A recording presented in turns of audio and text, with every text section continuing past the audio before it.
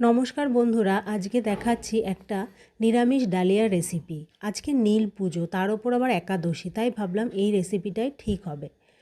আমি কড়াইতে সর্ষের তেল গরম করে তার মধ্যে জিরে, কাঁচা লঙ্কা, শুকনো লঙ্কা ফোড়ন দিয়ে দিলাম। ফোড়নগুলো ভাজা হলে তার মধ্যে আমি কিছু কেটে রাখা সবজি দিচ্ছি। আমার কাছে এই আলু, ফুলকপি, গাজর, কুমড়ো এগুলো ছিল, এগুলোই আমি দিয়ে দিলাম। তোমরা এর মধ্যে বিনস বা বরবটি এই ধরনের সবজিও দিতে পারো। সবজিগুলো দিয়ে একটু নুন হলুদ দিয়ে চাপা দেওয়ার পর তারপর আমি এর মধ্যে দিয়ে দেবো টমেটোটা দিয়ে আমি চাপা দিয়ে দেব।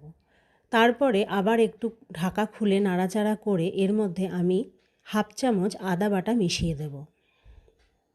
আদা বাটাটা দিয়েও একটু নাড়াচাড়া করে সবজিগুলো যখন দেখবো আরেকটু নরম হয়ে গেছে, তখন আমি এর মধ্যে খুব সামান্য জিরের গুঁড়ো মেশাবো। জিরের গুঁড়োটা দিয়েও একটু নাড়াচাড়া করব। তার আগে রান্নাটা করার আগে আমি এক বাটি ডালিয়াকে ভালো করে ধুয়ে 1 ঘন্টা মতো ভিজিয়ে রেখেছিলাম। সেই ডালিয়াটা এখন এর মধ্যে মিশিয়ে দেব খুব ভালো মতো।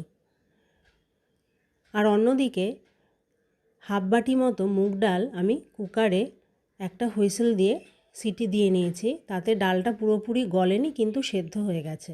সেই ডালটাকেও এখন আমি এর মধ্যে মিশিয়ে দেব। ডালের যে জলটা সেটা গরম জলই আছে, যদি প্রয়োজন হয় জলের তাহলে এখানে একটু গরম জল যোগ করতে হবে। এইভাবে সব কিছুকে ভালো মতো মিশিয়ে ঢাকা দিয়ে রাখলে যখন ফুটতে শুরু করবে তখন আস্তে আস্তে আলু আর ফুলকপিটা সেদ্ধ হয়ে যাবে। ব্যাস, এখন প্রায় শেষের দিকে তৈরি হয়ে গেছে। এই সময় সবজিগুলোকে জাস্ট দেখে নিতে হবে যে সেদ্ধ হয়েছে নাকি। আর দিতে হবে একটু মিষ্টি, খিচুড়িতে তো একটু মিষ্টি দিতেই হয়। সব কিছু মিশিয়ে নিলে তৈরি হয়ে যাবে আজকের এই নিরামিষ ডালিয়ার রেসিপি। আর সব শেষে আমি ওপর থেকে একটুখানি জিরে আর ধনেকে শুকনো কড়াইতে ভেজে আমি গুঁড়ো করে নিয়েছি, সেটা আমি ওপর থেকে একটু ছড়িয়ে দেবো। এতে টেস্টটা খুব ভালো লাগবে। আর তোমরা নামিয়ে যখন গরম গরম পরিবেশন করবে ওপর থেকে অবশ্যই একটু ঘি ছড়িয়ে দেবে। আর আমার রেসিপিটা ভালো লাগলে অবশ্যই আমার চ্যানেলটাকে সাবস্ক্রাইব আর একটা লাইক করে দেবে।